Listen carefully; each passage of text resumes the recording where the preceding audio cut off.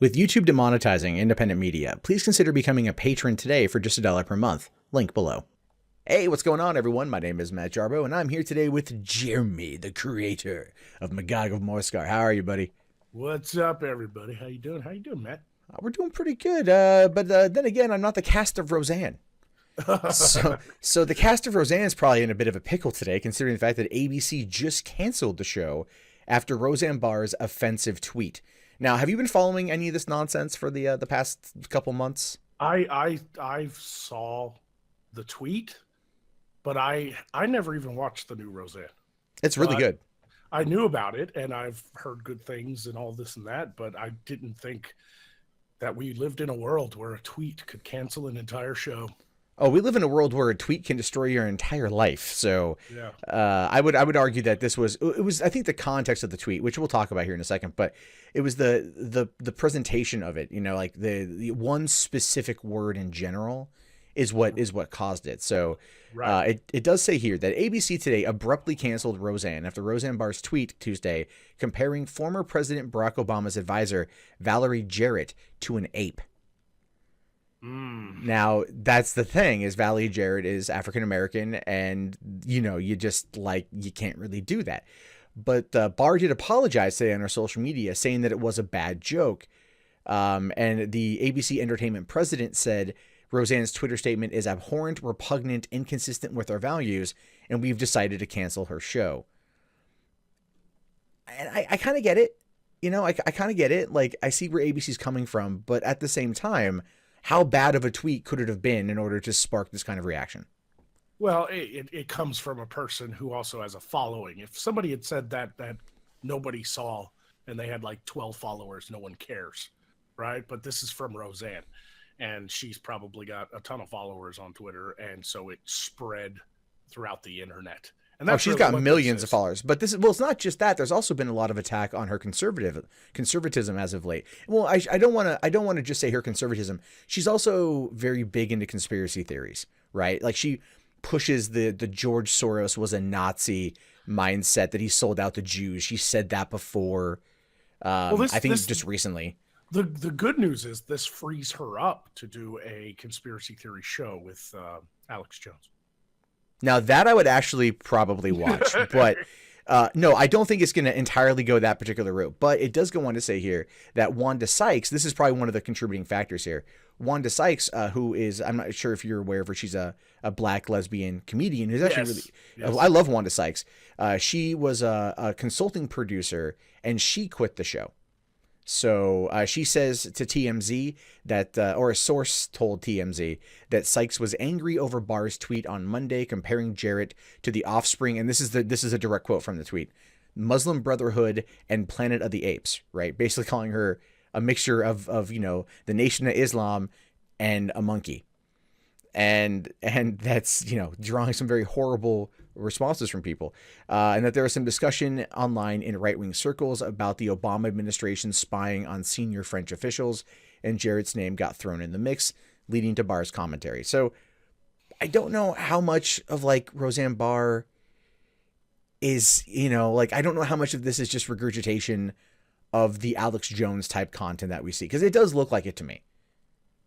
Yeah, it's really weird though, because anybody who's watched Planet of the Apes, if you take away the fact that it's apes who have taken over the world because they got incredibly intelligent and have enslaved humanity, if you take away the fact that it's apes, because that's obviously like a racial thing, is it possible she could have meant like Planet of the Apes as in like authoritarian takeover of the world? I would argue that is probably the Occam's razor of this particular exchange.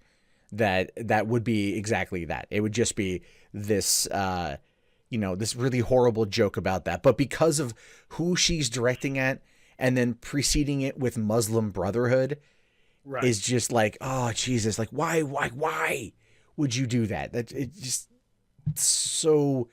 I mean, she's already come under fire for some of the things she said in the past. She's a Trump supporter in real life. He called her after the show's premiere to congratulate her on the ratings. The ratings demolished everything else that night. And, Right. you know, it's like, and the show, it dropped off a little bit as the season went on. It only had, I think, 9 episodes. The season began with 18 million live viewers, ended with 10 million live viewers, but that is still way better than a lot of the competition. Yeah, And of course. so, I mean, but the thing is here, Roseanne Barr did apologize. She says here that I apologize to Valerie Jarrett and to all Americans. I am truly sorry for making a bad joke about her politics and her looks. I should have known better. Forgive me, my joke wasn't bad taste. So with the commenting on the looks, acknowledging the looks, it makes the apes comment seem far, far worse. Right. I think she's apologizing because that's where everybody else took it. I don't know if she necessarily meant apes as in that. I think she just picked a bad movie about like a world-ending race taking over, but Yeah. the Muslim Brotherhood thing definitely was like on purpose. Yeah. Well, I'm wondering if she's equating the Muslim Brotherhood, that kind of authoritarianism, to Planet of the Apes. I mean, which if, the original Planet of the Apes came out in today's world, like not the remakes, but like if we had a direct one-to-one recreation, there'd be conservatives saying that this is an allegory for Sharia law. Right. And this is precise, so you can see that level of fear mongering. And it's just like, where I personally stand, I wish Roseanne would be a little bit better about her commentary. Like if she wants to call out what she views to be like, criticisms of Islam, I'm fine with that, as would be any criticism of any religion, because nothing should be held to that kind of untouchable standard. Right. But it's also like the way you phrase things.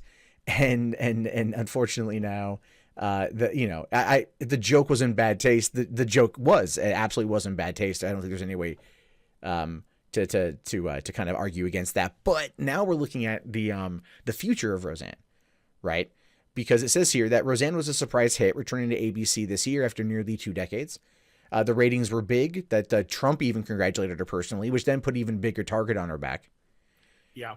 And after that, even going into it, a lot of the reviewers in LA, a lot of the TV movie guys that were talking about the show, they were like attacking it constantly. Like, oh, it's outdated trash. But it's like, you watch the show, and there's an episode that I really like where there's a Muslim couple that moves in next door. Right. And Roseanne is like paranoid about them. She thinks that it's like they're setting up a sleeper cell for another 9/11.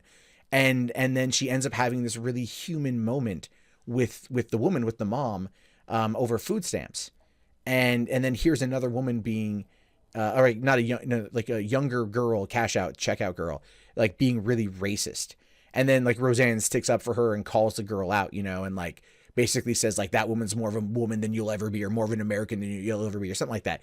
So it's like showing us that everyone has the ability to we can find common ground. And then that was a great lesson for the show itself, and I love the episode. And then to see her come out and tweet this, it's like, why? Yeah, well, like this kind of shit gets people into trouble all the time. Oh, all the goddamn time. For some reason, Twitter becomes a platform for people to be like, I'm going to put my innermost thoughts out there on the internet for some fucking reason. It's like, some things you should just keep to your fucking self, and some things you should really think about before you hit that tweet button. Oh yeah, no, there are tons of times where I do that, where I'll tweet out something, I'm like, nah, I might. Right. Yeah, I might. I ain't gonna do this because this will get me in trouble down the road 100%. So not only that, but the article goes on to say here that Fox noted that the success of Roseanne gave them the impetus to bring back Last Man Standing next season, a show that aired for several seasons on ABC, starring Tim Allen as a conservative blue-collar man. Now, that's been a big topic of conversation as well, because when it was canceled unceremoniously a year ago, a lot of conservatives took it as ABC canceling the show because of politics. Right. And that's not true at all. It had everything to do with money. And what happened with that was the fact that Last Man Standing was owned by 20th Century Fox. And the contract was, after 6 seasons, ABC would then pick up the fees. They'd start paying for everything. And then Tim Allen basically was getting a lot of money. And they said, well, it's not worth it for us to renew it because it's not going to benefit us because we're moving away from these kind of comedies. And it's one of the same reasons why Fox went on their gigantic killing spree a few weeks ago, because they're opening up for sports. It's all just ebb and flow for money, essentially, is what it all boils down to. But Fox finally decided to work the deal after not being able to sell Last Man Standing to any other network. They decided to work a deal with Tim Allen and bring the show back on Fox. Now, my question to you is, do you think that because ABC doesn't own Roseanne, it's actually a Viacom property, do you think that Viacom will reach out to Fox, or Fox will reach out to Viacom as a way to, bring it over to the network and merge the two shows into one time slot, or into 1 hour block? Who knows? I mean, I really don't know how to predict this kind of stuff, because a lot of companies don't want, like you said, money is the bottom line here, right? Yeah. And no matter what, some companies just don't want the negative flack that comes with it. And because she did this thing that everybody was like, oh my God, I can't believe it, and it was like super racist or whatever have you, that's going to be like a stigma that, is attached to the show. My only real concern is she's not the only person on the show. So everybody just lost their job. Yeah. And like all the other actors, all the other fucking producers and directors and everybody like that just lost their job because of a tweet. Yeah, and that's the thing, is I understand ABC's I understand their position, right? Because they were immediately called out as soon as this whole thing happened. They were immediately like, what's ABC going to say? What are they going to say about this? And then they didn't say anything right away, and people were like, oh, that means that they're complicit. And so they don't want to get lumped in, so they reacted. But I do feel that I think that, the show is going to get picked up by another network. I would argue that conversations are already happening as we record this. Yeah, because it is a little strange, though. Like in any other industry, like let's look at sports. A player on a football team, especially if they're a valuable player, says something off key or does something untoward and ends up getting in trouble, they will go out of their way to fine the player, and the player will do a public apology and all this and that, but they'll fire the entire team. Yeah. So there is a part of me that definitely understands what ABC did, but at the same time feels like it was also an overreaction, because Roseanne is not the only person involved in this show. I have never known like in any other industry that a single person can do something stupid and they get fired or something like that, but not the whole damn team. It's like they could have fined her, they could have made her do an actual public apology and not just something like, I apologize, I'm sorry, it was bad taste. But no, they straight up just hatcheted the fucking show. Yeah. So that makes me feel like they've been looking for an excuse to not have this show anyway. Well, I think they probably weighed the amount of money that they might earn off of it versus the amount of money that they might lose by people that are freaking out. But at this point now, we already know that like social justice warriors, we already know these people that are mostly being the vocal ones on Twitter. They don't watch this kind of content. They don't buy anything. And right. So ABC is just now alienating you 21 million people when it was all said and done watched the first episode, right? That's with Hulu and Live, right? And so that's a lot of people, and a lot of those were Middle America. That was a big thing that came out of it, was Middle America felt represented again. Right. And now that that's being taken away, and it's going to look like the elites are trying to shut down these conservatives, and that's not going to end up doing very well. I've seen other tweets from people that are like, we got the show shut down.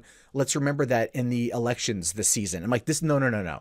This is like, look, you cannot sit there and try to say that entertainment and politics go hand in hand. Like sometimes they cross over, but it's a TV show where people have lost their jobs now because of one person, like you just said. So it's a ridiculous thing. And I hope to God that they, that this is a lesson for everyone. For one, watch what you say and be careful how you present it. And two, don't give in to social mobs, because no one wins. Right. Because it's never good enough either. Yeah. For the social mobs, they always want more. You could fire everybody and they could publicly apologize, and then they want something else. It's just never good enough.